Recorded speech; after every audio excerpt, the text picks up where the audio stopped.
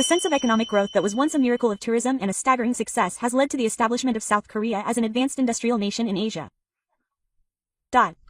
As symbolized by the global branding of giant companies such as Samsung and Hindu, South Korea at first glance appears to be an economically and technologically mature nation. However, in reality, there are still significant technological and economic structural barriers between it and Japan. Hello. South Korea has been known as a country that has achieved remarkable economic growth. In particular, its infrastructure, which was realized during the period of rapid economic growth, was a symbol of modernization and a stone of national development. However, it is now facing the risk of aging. The time for renewal of railways, water supply and sewage systems, and large-scale power plants is approaching all at once, requiring enormous costs and technology. Amid this harsh reality, voices are beginning to be heard saying that South Korea's diplomatic stance, which values its relationship with Japan and its economy, is increasingly taking over. What is the current situation? Please watch until the end.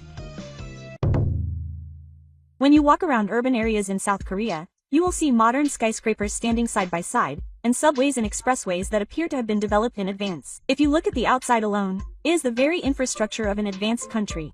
However, it is not widely known to the general public that behind this stagnation, many are reaching the limit of their service life. Experts are warning that the entire country of Korea will soon face an aging shock.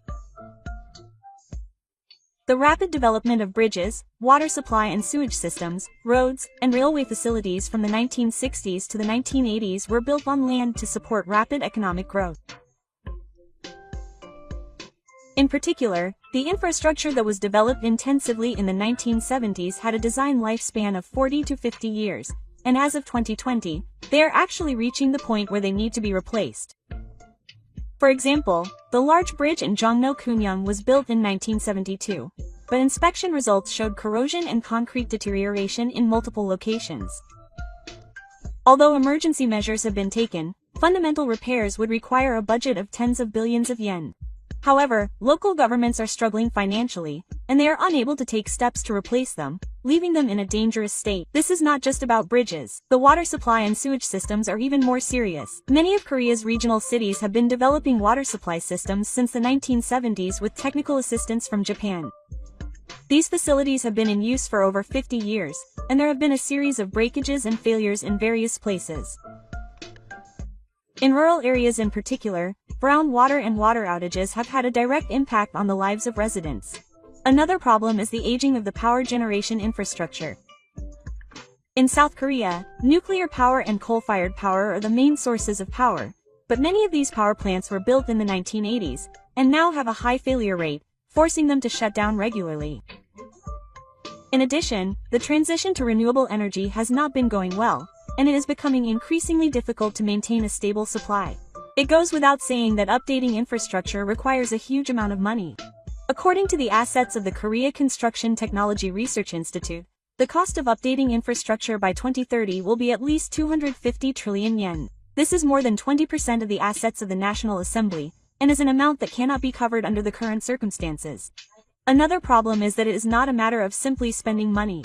Upgrading infrastructure requires advanced planning skills, technical capabilities, and a long-term perspective. However, infrastructure development in South Korea has a history of prioritizing political convenience and short-term economic effects, and it has been pointed out that there is a lack of fundamental strategy.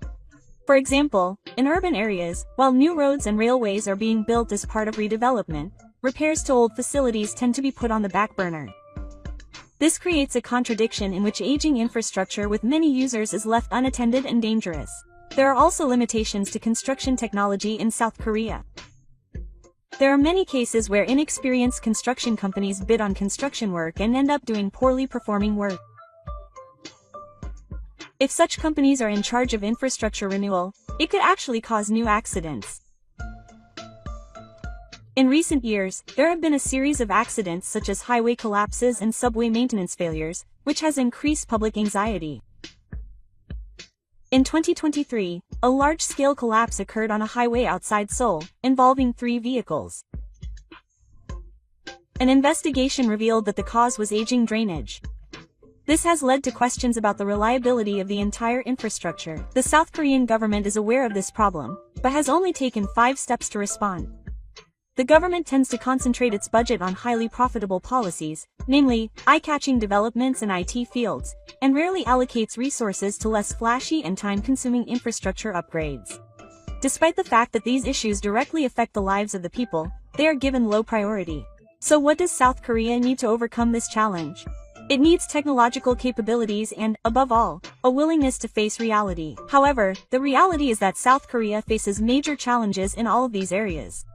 Ironically, much of this infrastructure was once built with technical assistance from Japan, and it is highly likely that Japan's cooperation will be essential even when it comes to upgrading it now. However, there is a deep-rooted anti-Japanese sentiment in South Korea, with many politicians and citizens rejecting cooperation with Japan. As a result, it can be said that they are refusing necessary support and cutting off their own necks. If things continue like this, South Korea's infrastructure will gradually become dysfunctional. The quality of life of its citizens will decline, businesses will lose their competitiveness, and national security may also be affected. Infrastructure is the backbone of a nation. If this backbone collapses, the country will not be able to stand, no matter how flashy its appearance may be. The sense of economic growth that was once described as a tourism miracle has led to the establishment of South Korea as an advanced industrial nation in Asia. As symbolized by the global branding of giant companies such as Samsung and Hindu, South Korea appears at first glance to be an economically and technologically mature nation. However, in reality, there are still significant technological and economic structural barriers between Japan and South Korea. The technological gap is first evident in the depth of basic research and applied technology. Japan has built on its long-standing accumulation of basic technologies for which it has won Nobel Prizes, and maintains a number of world-leading fields such as advanced materials technology, precision processing, engineering technology, medical equipment, and nuclear engineering. On the other hand, South Korea's industrial structure has shifted more toward applied technology, or assembly, and relies on a model in which reliable elements such as materials, parts, and equipment are imported from Japan and other countries and combined to create products. Japan's quality regulations on reaction material in 2019 were an event that made this structural difference known to the world. When Japan tightened exports of materials essential for reaction manufacturing, such as hydrogen refractory and resist, South Korea's industrial sector was greatly shocked. This showed that South Korea's four major industries were heavily dependent on Japan's advanced materials, and at the same time, it was a symbol of Japan's invisible technological superiority. This technological dependence is also a structural problem common to all of South Korea's major export items, such as automobiles, railways, non-chemical products, and precision equipment. For example, even in the electric vehicles and luxury models that South Korean automakers are proud of, many technological elements such as the material processing of the engine's combustion battery, high-precision gears, and control software are supported by the cost of parts from Japan and Germany. A similar difference can be seen in the publications. In terms of total GDP and GDP per capita, South Korea has reached the level of an OECD member country, but an analysis of the details shows that its dependence on large corporations is extremely high. The fact that chaebol-affiliated companies account for more than half of the GDP can be said to be an extremely fragile structure from the perspective of industrial responsiveness and the independence of small and medium-sized enterprises. In contrast, the Japanese economy has a strong decentralized model supported by the technology of small and medium-sized enterprises and the diversity of local economies. There are more than 38 million small and medium-sized enterprises in Japan, and behind them are Japan, which has advanced technology and is the only one that has a strong presence in the world. South Korea will need many years of accumulation and fundamental reform of its education system to grow into a similar decentralized technology nation, but there are currently no signs of this happening. There are also major differences in how they invest in research and development. Japan provides stable support for basic research and independent research institutes at universities, and places importance on bridging the gap to industrial applications. On the other hand, South Korea has a strong tendency to rush for results, and tends to focus on applied development and corporate-led research that generates short-term profits, while neglecting basic technologies that require more time to develop. This means that the structure does not foster technology from the ground up. There is also a qualitative difference between the two countries in terms of human resource development. Japanese engineers have been trained in a culture that emphasizes on-site experience and long-term skill accumulation. In contrast, in South Korea, due to lifestyle ISM and a strong desire to change jobs, experience is difficult to pass on, and the continuity of technology can be compromised. In particular, in unglamorous but important fields such as infrastructure development and construction and civil engineering, the retirement of veterans and the shortage of young people are becoming serious problems. There is also a significant difference in terms of international credibility. For example, Japanese products are accompanied by the intangible value of quality assurance, and despite their effectiveness, they continue to be trusted and adopted in the global market. Although Korean products are competitive in terms of price, there are voices from around the world stating that they fall short of Japan's in terms of long-term durability, stability, and reliability of after-sales service. South Korea is currently promoting the distribution of its industry and is also focusing on AI, biotechnology, and space development, but even in these fields, a fundamental research foundation and international credibility are required. Even if the number of patents and the speed of technology transfer are impressive figures, whether they will truly take root in society depends on practical application and sustainability.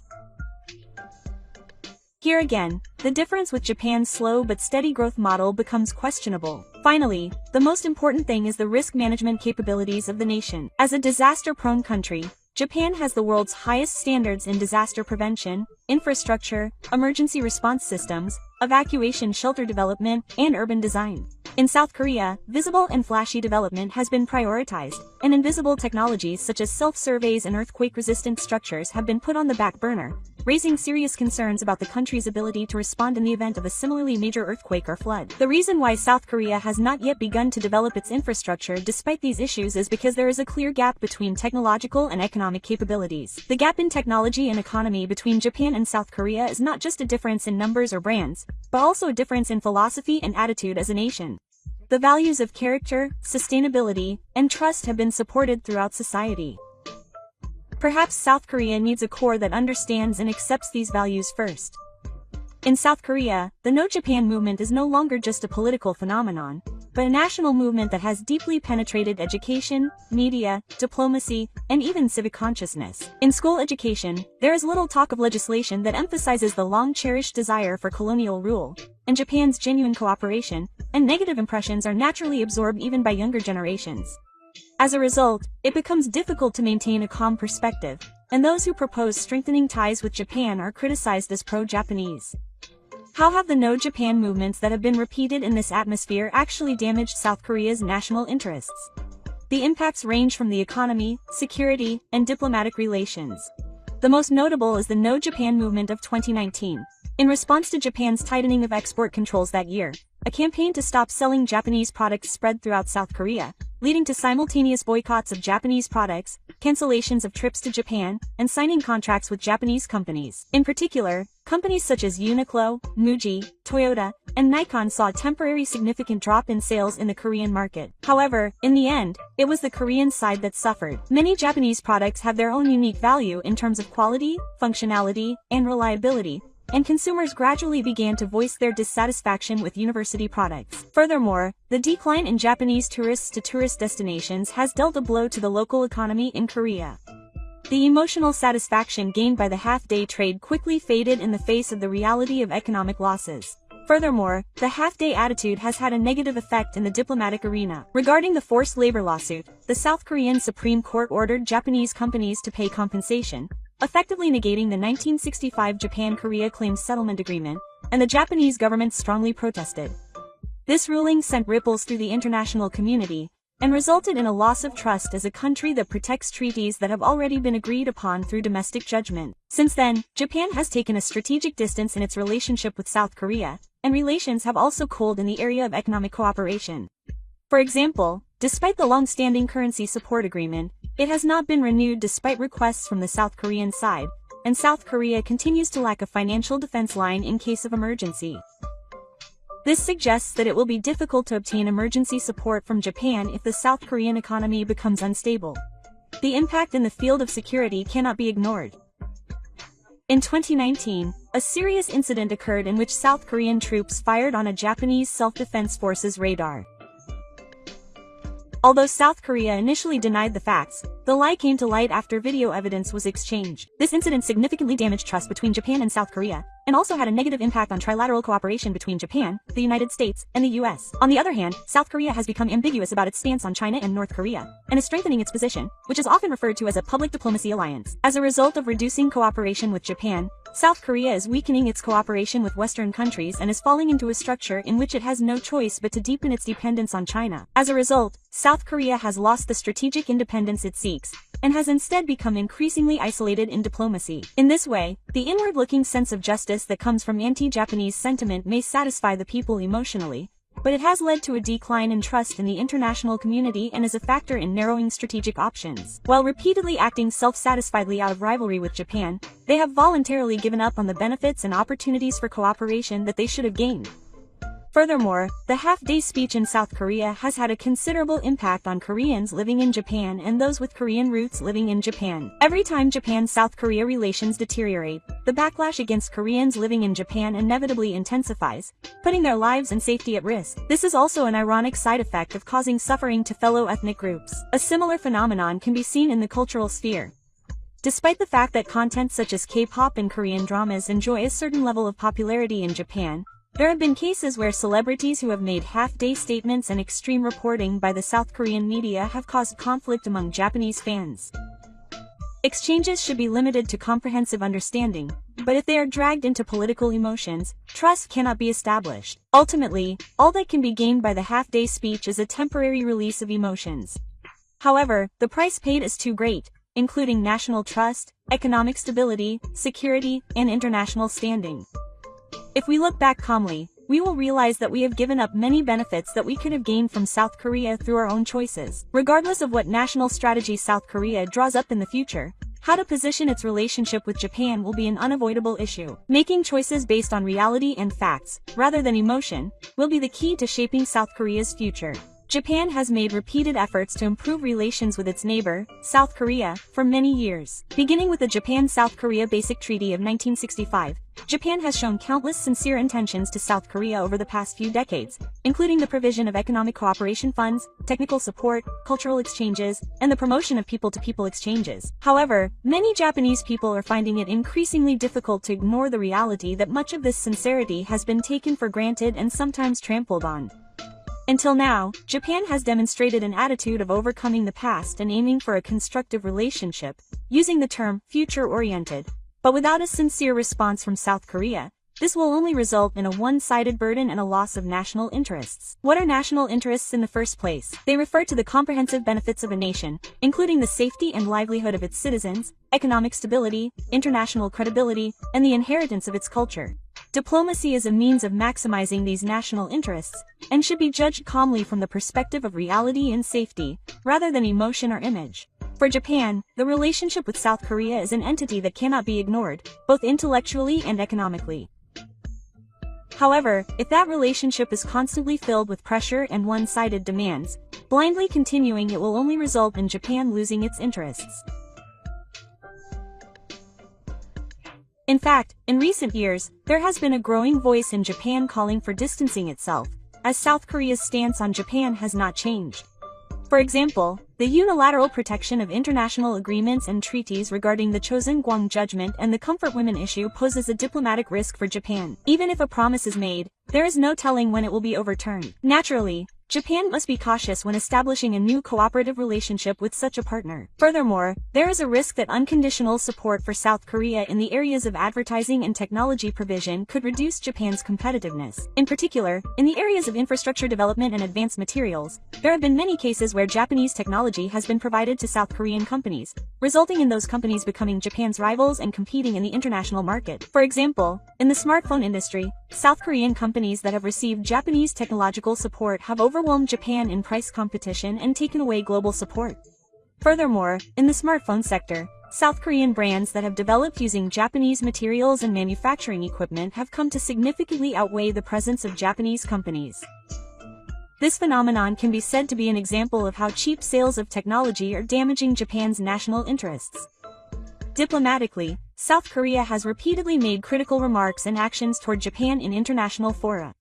Through statements made at the United Nations and various parliamentary meetings, as well as critical statements made in the textbook issue regarding the sovereignty of Takeshima, some South Korean government and lawmakers have taken steps to isolate Japan internationally. As long as this attitude continues, Japan will not gain the understanding of its citizens that it is unconditionally effective toward South Korea. So what should Japan do? The answer is to calmly and strategically distance itself.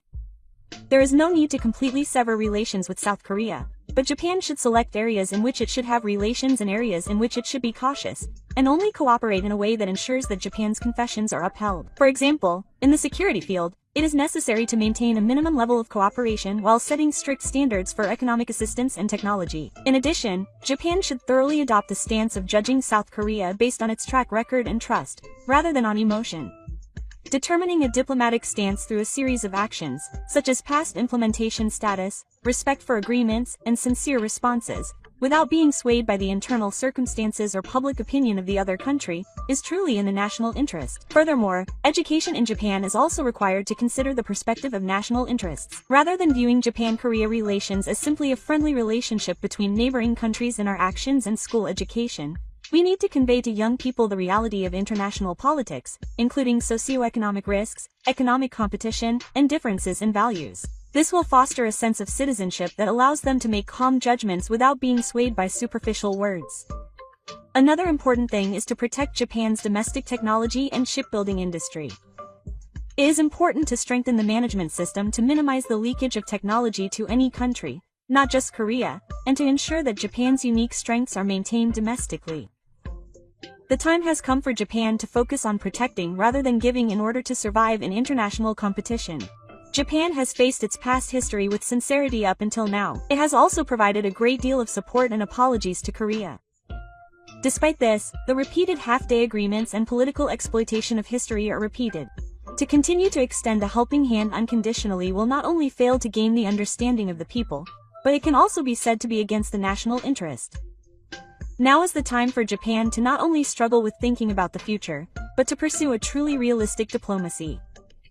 Only extend a strong hand if the other party's attitude and behavior are assessed and actions are trustworthy. Isn't this the diplomatic strategy that Japan needs?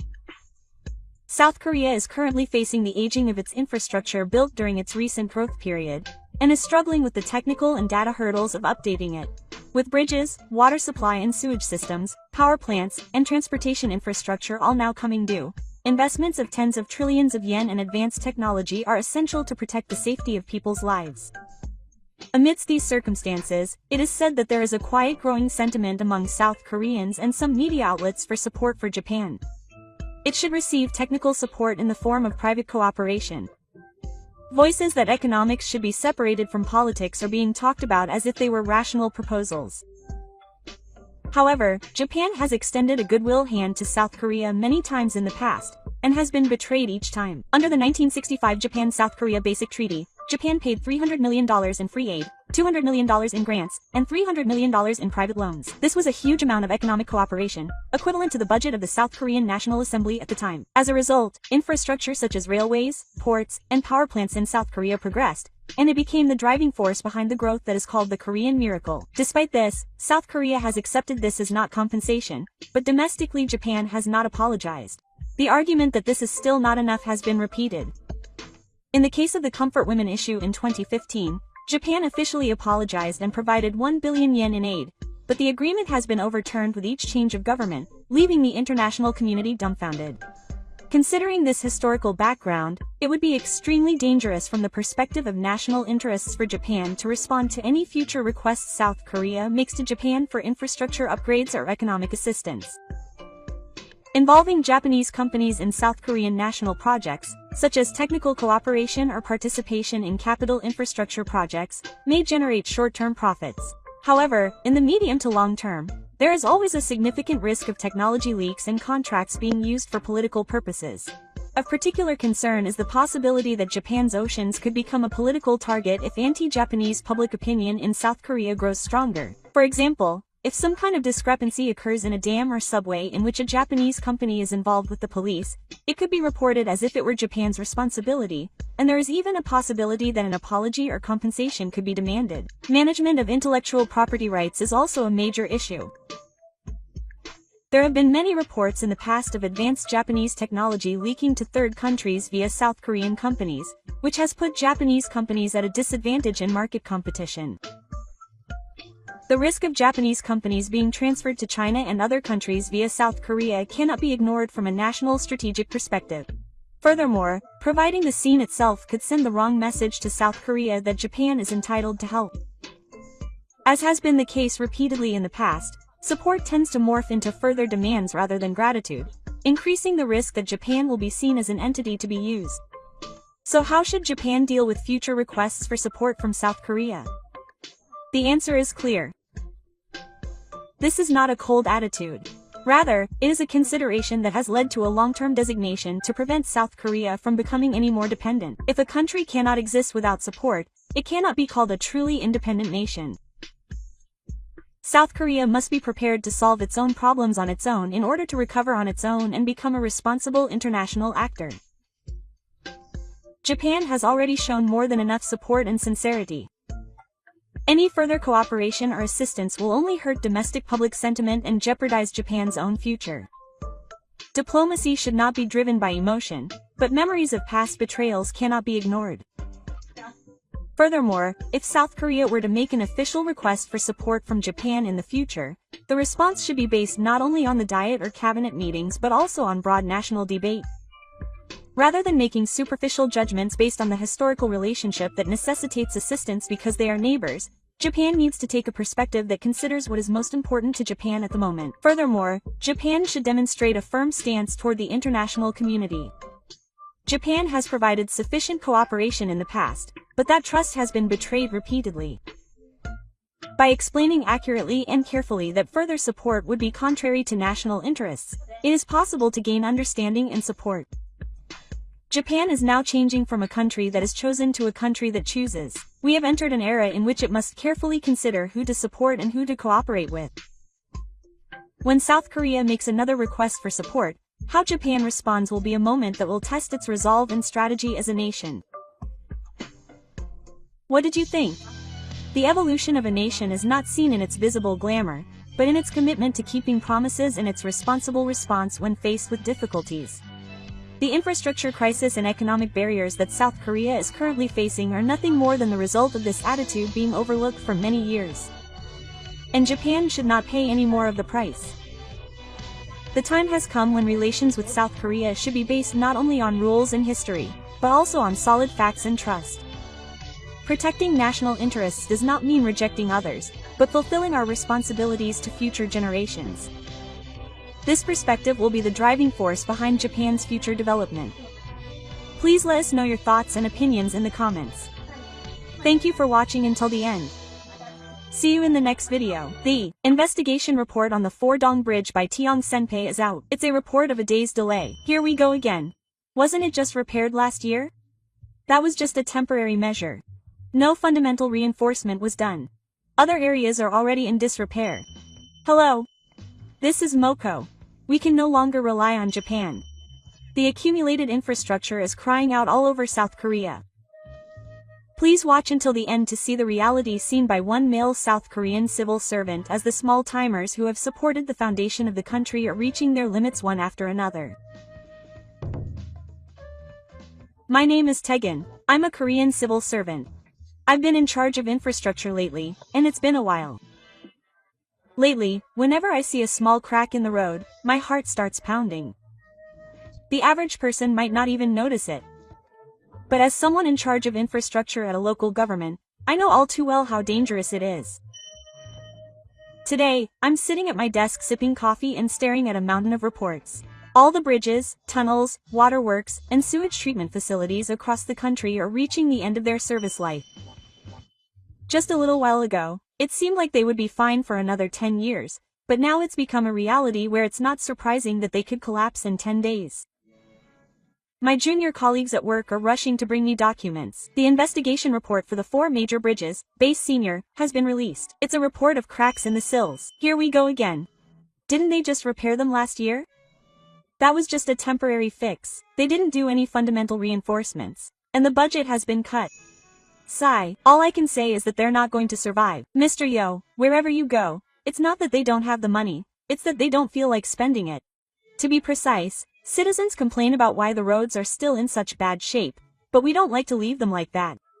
Even when we apply for a budget, our superiors tell us to consider the balance with other departments and not be extravagant in this economy, so everything gets postponed. The sewage treatment plant in my hometown was built in 1978. It's been in the area for almost 50 years. The drains are corroded and the cycle is terrible, and when it rains, it overflows, but if you get an estimate for replacing it, it's 10 billion yen. We don't have that kind of money, so we're done. I remember last year's torrential rain. The drainage couldn't be drained properly, and the entire city center was flooded. That was a sign that the infrastructure had reached its limit. I remember my colleague Hinori and I complaining about the recent situation while eating lunch. Tegan, you've probably noticed it already. You've probably noticed it already too. It's starting to collapse. It's not just noticeable. It's at the level where it could collapse tomorrow. I've been thinking about going to Japan again to investigate. What, Japan? When I went to Tokyo 10 years ago, their sewage management was terrible. They said it was because it's a country that experiences earthquakes, but honestly, I was envious. I've been to Japan before, and the road paving and heavy reinforcement were impressive.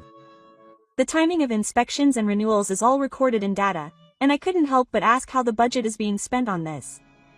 In comparison, in my town, there are children who use the same broken bridge every year to go to school. Who's responsible if it collapses? And even when I bring this up to the higher-ups, I always get the same response. Where are they going to get the budget to fix it? So are they going to wait until an accident happens before they take action? If an accident happens, the country will take action. No, this is giving me a headache. Also, recently, there's been a buzz on SNS about how bad Korea's infrastructure is, and tourists are canceling their trips. Trust is hard to regain once it's lost.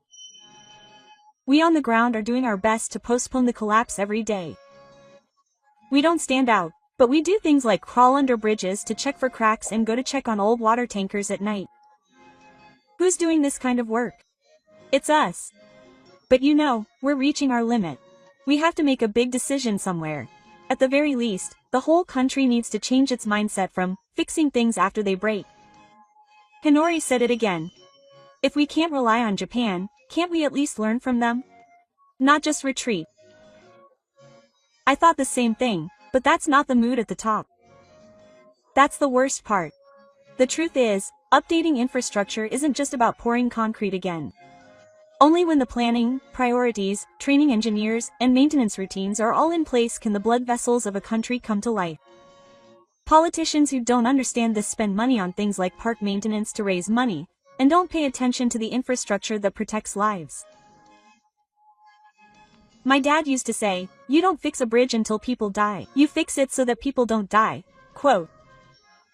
I think he's right. But that kind of simple psychology is hard to get across in this country these days. Alright, let's head to the next site. Somewhere today, a structure that I thought would last another 10 years might collapse in less than 10 days. I just want to stop that. I've been thinking about this a lot lately. I wonder how far we, as a country, have really come in terms of technology. Of course, it looks amazing. We have tall buildings. IT is glamorous, and AI, the metaverse, KM, and other buzzwords are flying around every day. But when it comes to the basics, infrastructure, manufacturing, materials, measurement, design, and other unglamorous but life-supporting technologies, I honestly wonder how far our country has come. I was slightly shocked when I read a report on Japanese technology last week. The underground facilities managed by the Tokyo Metropolitan Government's Sewerage Bureau are like works of art. Even though they were built 50 years ago, they use preventive sensors and internal systems to check their condition, and if there's even the slightest abnormality, they replace parts of them. What's more, everything is managed digitally, and AI even predicts deterioration. And they've been doing that for years, so it's mind-blowing.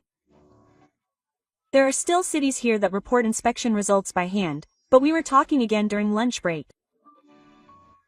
You said you work with a Japanese company on a redevelopment project in Seoul, right? Oh, yeah, they were really detailed. And they even wrote down the reasons for everything on the blueprints. Reasons? Like, they said they were shifting this pipe 3 centimeters to the right in anticipation of future earthquakes. That would be considered excessive in our company. We'd probably get yelled at for going to such lengths. I laughed, but somewhere deep down I was sweating. In other words, we're being asked to complete things in the short term, while they're working with an eye toward long-term safety. And one more thing about the economy. Did you see the news recently that South Korea's GDP growth rate was 0.9%? Seriously, that's not enough to call it an advanced country. In contrast, Japan's economic stagnation is so severe and its industrial base is so strong. The difference is in the quality of the real economy. For example, in the manufacturing industry, while Korea has strengths in parts-by-part processing systems, quality assurance of materials, and meticulous supply chains, and in producing finished products in a short period of time, Japan is strong in all processes leading up to completion. In other words, we compete on appearance and speed, while they compete on structure and attributes. What's the difference? For example, if you take a single container used in a smartphone, there are many cases where it cannot be assembled if it is not Japanese-made. There is a tremendous amount of technology that is supported behind the scenes, but is not visible on the surface. This was frustrating. When I learned that a new Korean-made train had a Japanese-made motor control device, I thought, there are some things to be proud of, but the reality is that we still rely on other countries for parts. Moreover, such facts are not often reported. Instead, all that is reported is that the quasi-domestic content rate has increased. Can you really say that this is growth in the true sense? Du suddenly blurted out this. Senior, is it really impossible to learn from Japan anymore? Who decided that it was politically impossible? Really? No, the half-day mood has been getting stronger again recently, and if I try to go learn, I get a new Japanese release. What the heck is that? Technology is something that is built up across borders. Who benefits from bringing politics into the picture? If we don't have the attitude to learn from where we can, we'll just remain a country that just imitates. Also, my plane that recently left for the Ministry of Economy said, "Teuo, the budget for your department may be significantly reduced." Quote, huh? Why? There's a project where parts procurement from Japan has stopped due to diplomatic friction, so you'll be assigned to deal with that. Seriously? It only takes a moment to break something, and it takes 10 to 20 years to realize it and fix it. It's the same for technology and the economy. What we need now is not self-imposed restrictions or pride. I think it's the courage to face reality and take a step forward with our feet firmly planted on the ground. That's something that this country finds difficult to do. To be honest, I used to be able to do it for half a day. It's partly because of what I learned in history class, the influence of my family, and the news on TV. Japan is a bad country. I was always told that they hadn't apologized, and I never questioned it. There was a year when the No Japan movement was in full swing when I was in college, and we all went around banning Uniqlo products and throwing trash on top of Japanese sake, and we were all burning with a strong sense of justice. So I went to a convenience store and found cups and instant noodles with "Made in Japan" written on them, and I took them off the shelves. Thinking back on it now, I wonder what that was all about. I understand how they felt. They wanted to be angry. They wanted to keep the history in mind. But now that I'm in this position, I realize that there's surprisingly little to be gained by acting on emotion alone. Recently, there's been a growing mood among young people to eliminate Japan, and I've even seen comments saying that just using it is a form of treason. But in reality, 80% of the sensor equipment I use for my job is made in Japan. The other day, the machine I used to measure the air chambers in tunnels broke down, so I tried to replace it, but when I looked for something with the same performance from a domestic manufacturer, I was told that the system and durability weren't good enough, and that the delivery time would be over 2 months. So what did I end up doing? My manager secretly imported the equipment from Japan and is using it. Don't make it public. It'll be a pain if it gets found out. What? Seriously? Then I won't write this in the report. Just say it's been procured. Don't mention the country of manufacture. How pathetic. They say they're eliminating it, but they're using it normally. Their outward pride and the reality behind it are completely at odds. The level of ethics is just an excuse. They say it was an emergency, so it was an exception, or that it didn't have the same performance requirements. But some of the people who found out about it are even more angry. Why aren't they making it domestically? They're saying we should develop the technology. If we could do that, we would have done it a long time ago. Too many people don't understand that it takes time and investment to develop it. In the first place, we're putting pressure on Japan for political reasons to get rid of the materials and parts that Japan supplies, which worsens our relationship and ends up causing us trouble. Every time this happens, they issue a half-day ordinance, which says all Japanese-made equipment must be removed, but a month later it's back to normal.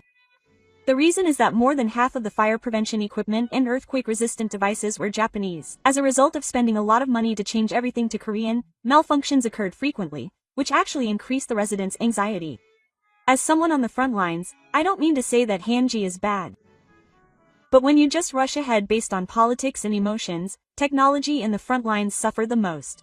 And that's not all. It was bad economically too. When the No Japan movement was in full swing, tourism exchanges with Japan plummeted and air routes were reduced. As a result, the economies of tourist destinations cooled down and transactions with Japanese companies were frozen. Imports also decreased dramatically, and what happened was that prices went up and consumers suffered. The impact was particularly severe on reaction materials and scientific materials. When imports of reaction materials from Japan stopped, our country's major companies panicked. Some factories almost stopped operating. The media reported that domestic production had been successful, but on the ground, there were voices everywhere saying that the product was still in the testing stage and could not withstand production. That was a tightrope walk for us. I thought at that time, if something like that happens again, I might not be able to endure it this time. I can't forget the words Hayanoku once blurted out. Aren't we cutting ourselves off? We are. And proudly so. Of course, Korean engineers and companies are doing their best. I'm proud of them too, and I want to believe in them. But if emotional national movements and political decisions continue that trample on them, the engineers' reputation will decline. No one will use it anyway. Who will seriously develop it if people think they'll just go back to Japan? Politicians say extreme things because they want to win elections, and the public is moved by past emotions. But we on the ground are just silently repairing a crumbling bridge. There was a time when I thought that was a means to protect the country, but now I can't help but feel that we're the ones destroying it. I wonder when we stop being able to distinguish between emotions and facts. Why is Japan so cold? I've been asked that a lot by my colleagues recently. But I honestly think that's only natural. After all, we're the ones who've been acting inappropriately all along. We only bow our heads and ask for help when we're in trouble, and then when it suits us, we yell at them, asking if they've forgotten the past. If this were an individual or a human being, we'd immediately cut off all ties. It's the same with countries. You see, Japan has always valued its own national interests above all else. It's a country that doesn't let emotions get the better of it. Before people start calling that cold, I think they should take a good look at what they've done. Just last week, our department had an emergency meeting. The topic was about resuming technical cooperation with Japan. In fact, there was talk of receiving technical support from Japan for an infrastructure project behind the scenes, but the other side's response was that trust needs to be rebuilt before they can cooperate. Rebuilding trust? In other words, empty apologies aren't enough. This means that we need to keep our promises first. Japan has always been consistent. We help others as long as it doesn't harm our own interests. However, if that help is taken advantage of, we draw a clear line. That's our diplomatic stance. We in Korea have always taken it lightly. We thought that they would help us out when we were in trouble. But that myth has been shattered. Remember the currency swap agreement? In the past, Japan agreed to it many times, but recently, we haven't even been able to reach an agreement. For some reason, we can't work with a country we can't trust.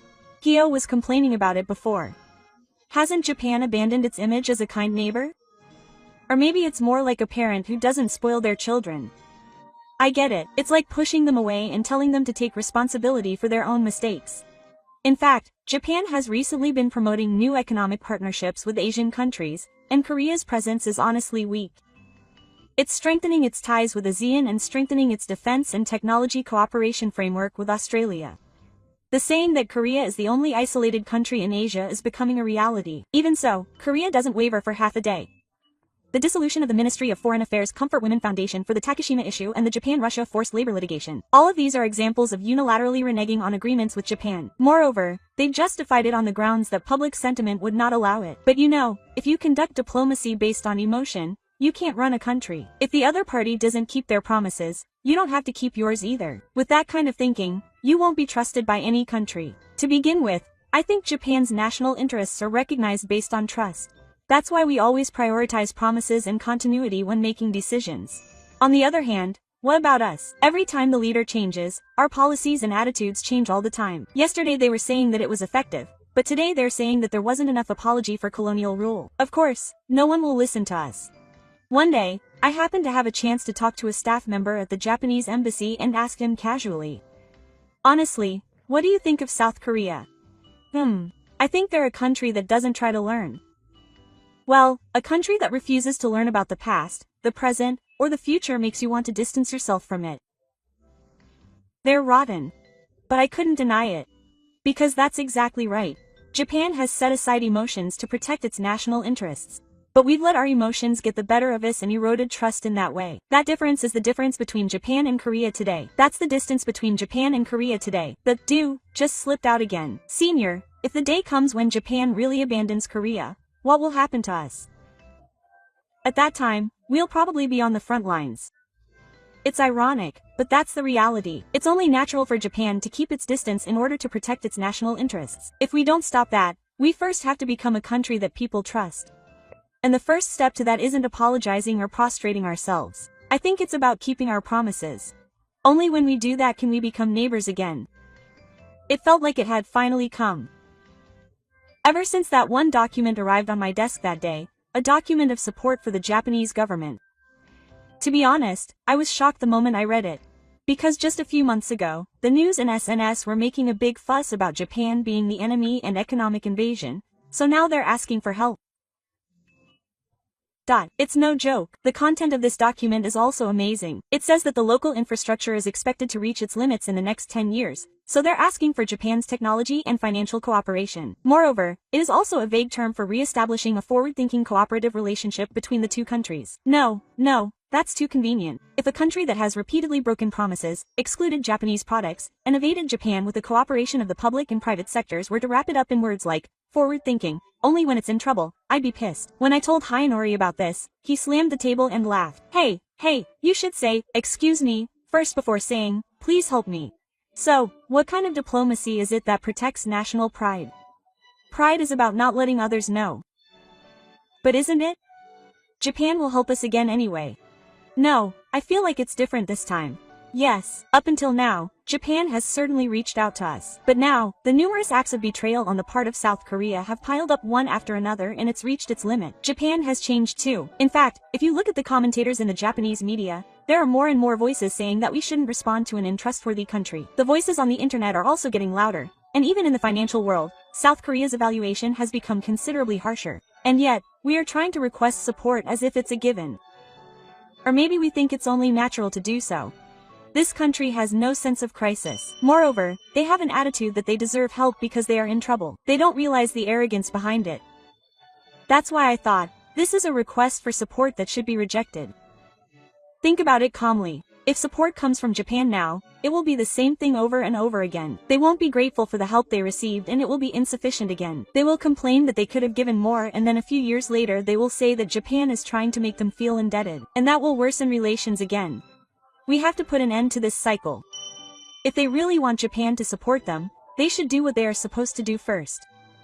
They should work to restore trust, apologize, abide by past treaties, and bow their heads and ask to learn from them. If they can't even do that, it's only natural that this request for support should be rejected. I took the plunge and went to my boss. Section Chief, I am against this request. I'm embarrassed. What are you talking about? Think realistically. We don't have enough technology or money. If that's the case, they should show sincerity as a country. If things continue as they are, they will end up using Japan again. Don't interfere in work based on your personal beliefs. This isn't about beliefs, it's about trust. The chairman remained silent. But his silence said it all. I have withdrawn from the official document drafting of this request for support. I no longer want to be involved in work that will tarnish my name. Of course, my withdrawal alone may not have much of an impact on the majority, but it's important to show, even in a small voice, that this is not the way things should be. Support is built on trust. Before we cry out for help because we're in trouble, we should ask ourselves whether we have gained enough trust to be helped. If we can't do that, no one will respond no matter how much we reach out to them. And I think that's only natural. Various opinions have been received from people overseas on this topic, so I'd like to introduce some of them. Koreans are not new to being ungrateful, but if they know they have to rely on someone, they should be more sincere. I think Japan and Korea are very friendly countries outside of politics. We enjoy each other's cultures, so I can't stand to see that falling apart because of politics. What did you think? What awaited him after pushing forward with emotion for half a day was a loss of trust. It seems that Taejeon also faced reality, but he may have realized it a little too late. Is there a future before he refuses to learn? Please let me know your thoughts and opinions in the comments. Thank you for watching until the end. See you in the next video.